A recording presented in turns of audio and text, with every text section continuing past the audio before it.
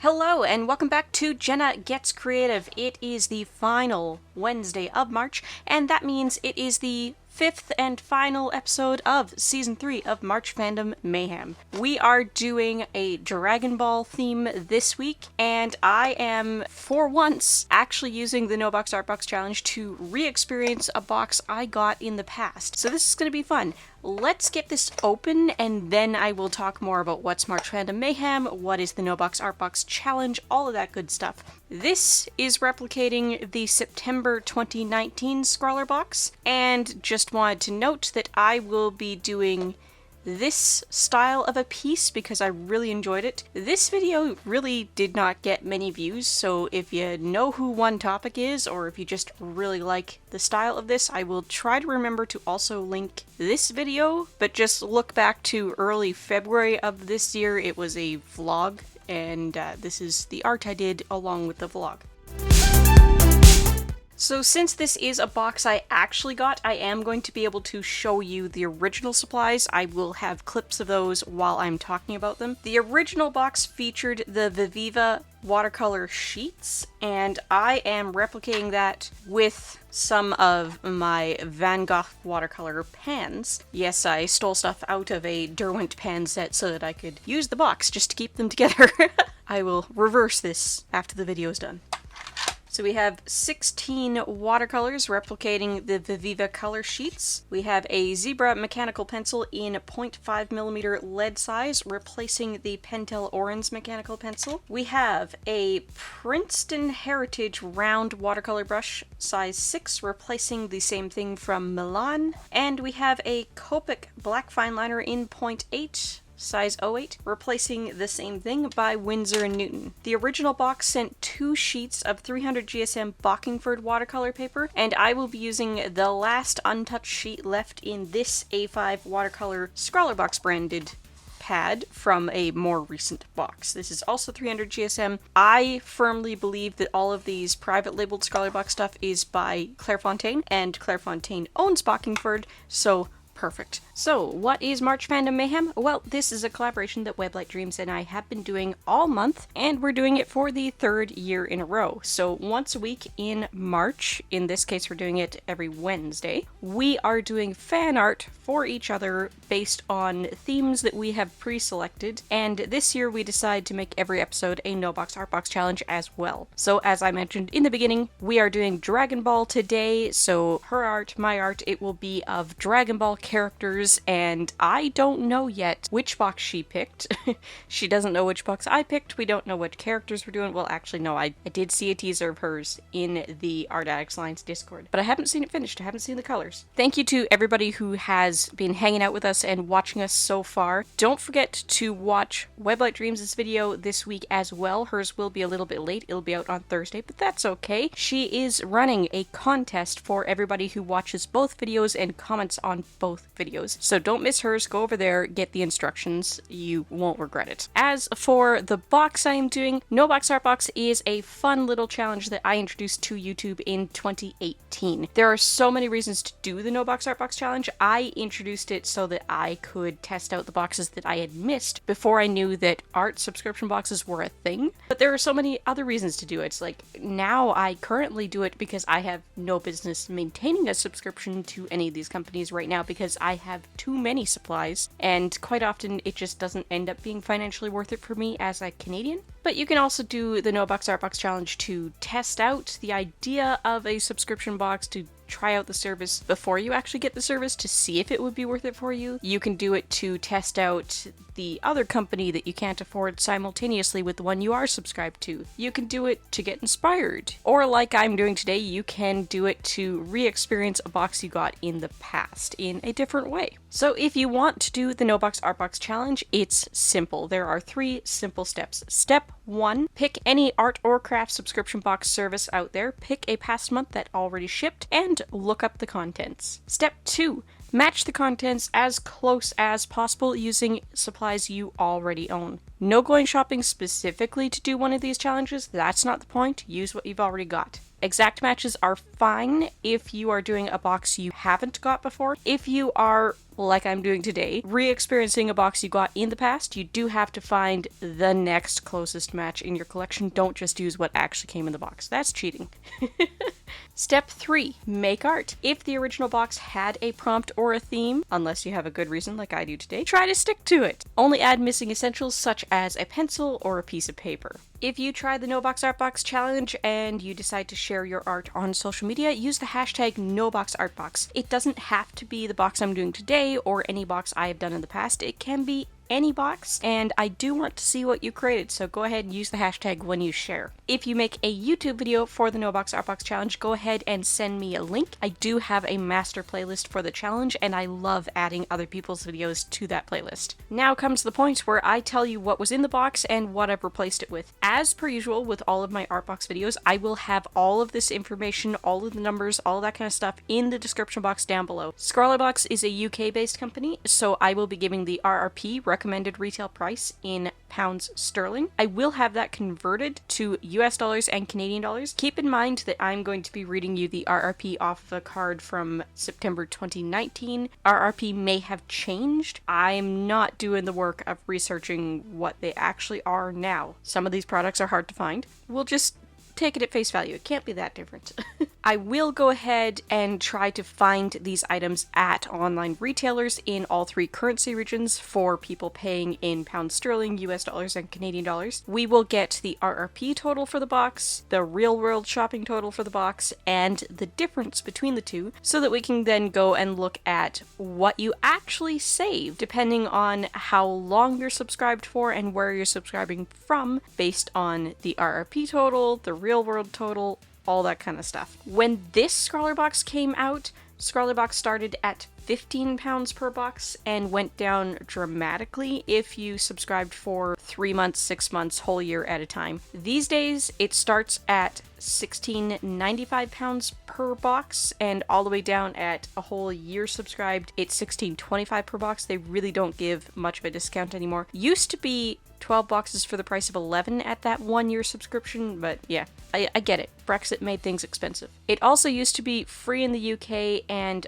£5 shipping everywhere else in the world. It's now free in the UK and shipping elsewhere depends on which country you're in. I'm Canadian.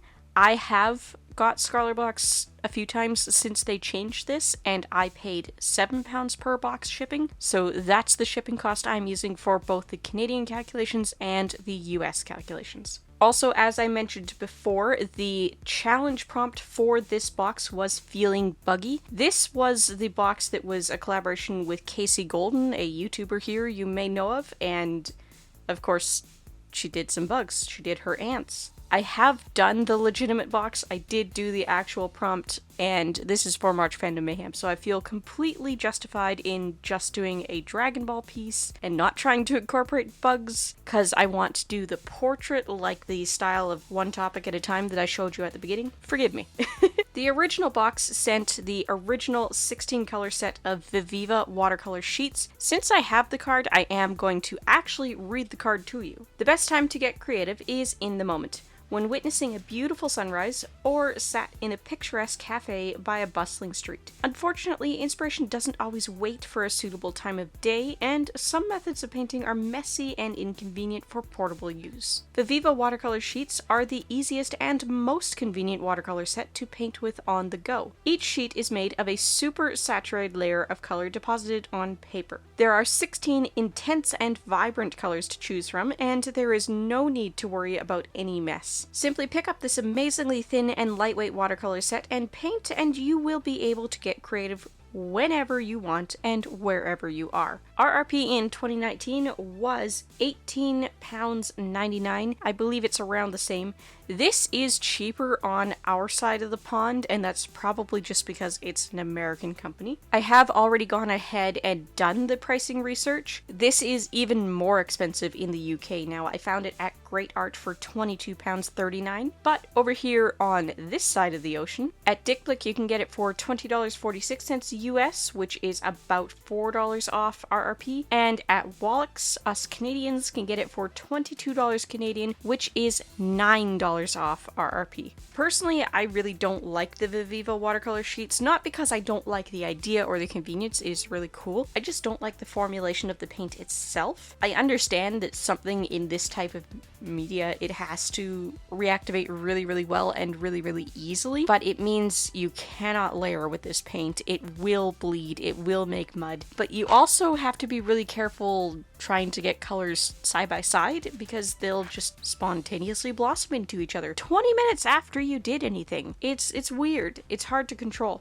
The colors are beautiful, they go down nicely on their own, but you have to do very particular types of artwork with them. In their place, I will be using 16 half pans from my Royal Talons of Van Gogh watercolor set. I picked them as close as possible, comparing swatches of both brands, so the color names don't exactly match, the color shades don't exactly match. They're like 90-95% matches, they're very close. This is one of my preferred watercolor brands, and it is the same paint that I used for that one topic portrait, so it's double appropriate here. The original box sent a Pentel Orenz mechanical pencil. This special mechanical pencil features a one-click anti-breaking system with a unique lead sleeve that retracts as the lead wears down, meaning it will still draw without needing to expose a lot of vulnerable lead. This exclusive design maximizes lead protection and avoids any disturbance when using. The Orenz can also write at almost any angle without issue, as the sleeve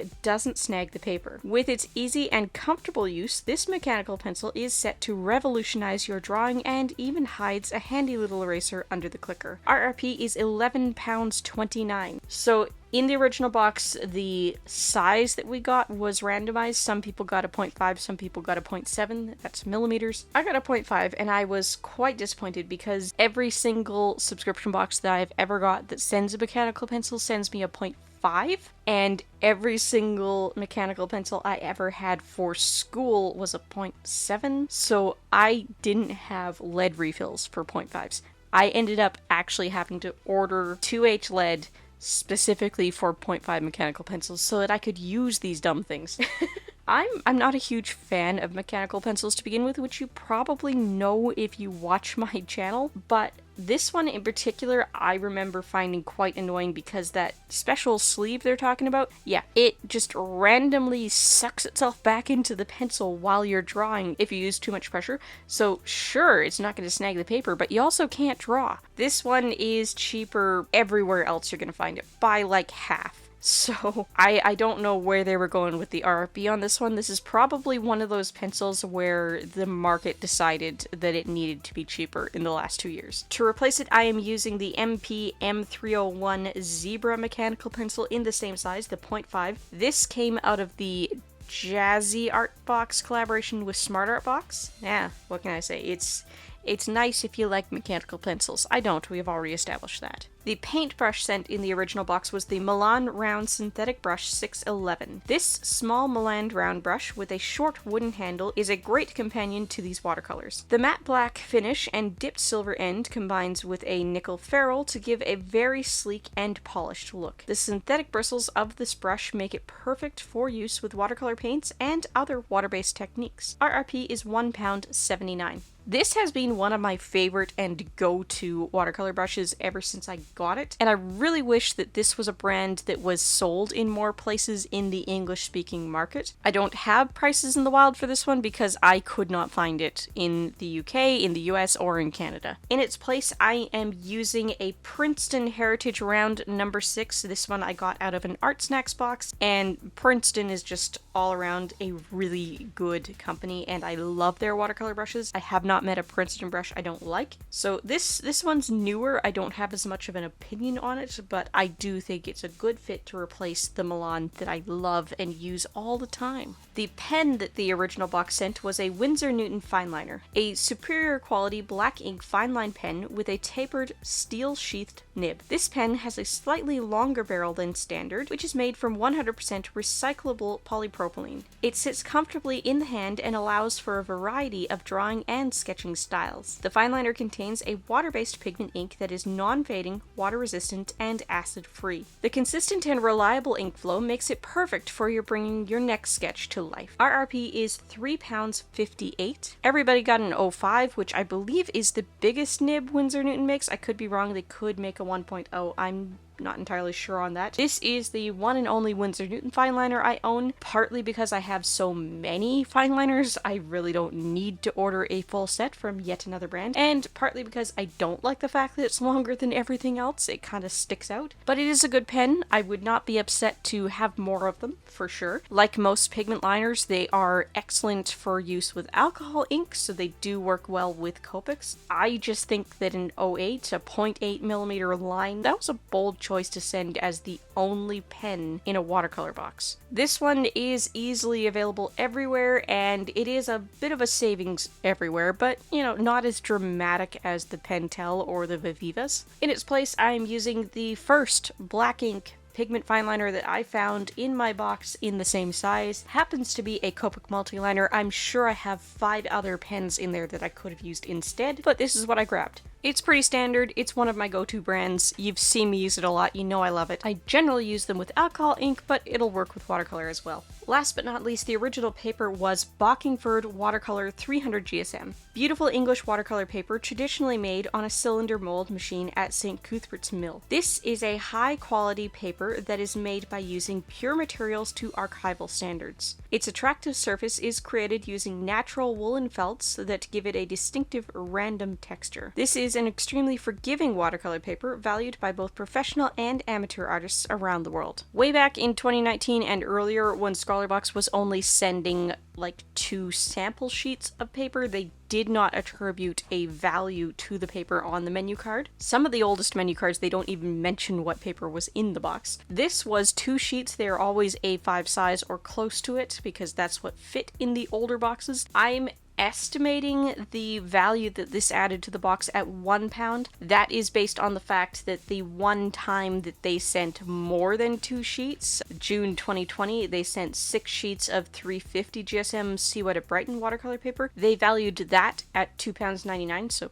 £3 basically. So we divide that by 3 to get the amount of paper that was in this box, £1. In its place, as I mentioned, I'm using the last clean, unblemished sheet of the ScrawlrBox branded, private labeled 300 GSM watercolor paper pad from a 2020 box. I do firmly believe that all of the private labeled paper for ScrawlrBox is being provided through Clairefontaine. They're kind of a giant in the art paper world, especially over in Europe, and they did buy out St. Cuthbert's Mill, which makes the Bockingford paper, so it could even be the same paper. We don't know. Originally, I remembered being quite disappointed with this box because I'm not crazy about the Viviva watercolor sheets. With the benefit of, you know, the distance of time, I still don't like the Vivivas, but I think that this was an excellent box to get, especially if somebody was just getting into watercolors or didn't have any good travel paint sets. Because really, it doesn't matter if you're considering the RRP total on the box or the real world total on the box. Everybody, no matter where you're subscribing from, no matter how long you're subscribing for, was saving. Obviously, the dramatic savings are in the UK where you're not paying shipping. Month-to-month subscribers are saving almost £20 just month to month. It gets better as you go down to subscribing for a whole year. Canadians are only saving $1.07 at the month to month. Americans are only saving $1.36 month to month. But again, that gets better as you get down to the whole year at a time.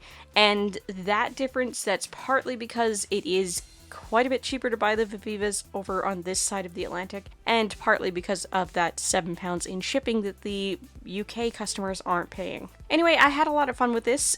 This is going to be going up a little bit later in the day than I intended on Wednesday, so I'm sorry about that. If you're a fan of Dragon Ball, any of the Dragon Ball properties, who's your favorite character, and do you like my piece? If you got this ScrawlrBox for real back in 2019, what did you think of it? Were you excited about this one? What do you think of Viviva Colorsheets if you've tried them? And if you haven't tried them, or if you didn't get this box, would you have been interested in getting this box? Do you wish that this particular set of supplies would come around again? If you are interested in them, you can go directly to Viviva's website, and they do sell travel art sets, that kind of thing, bundles, package deals. They always sell the original 16 color sheet set They now always sell a basic set of actual half pans in a little cork palette. Really cute. But they also come out with separate 16 sheet sets that are seasonal colors. I wish I liked them because I would love to get those things, but I know I wouldn't use them because I don't like the way that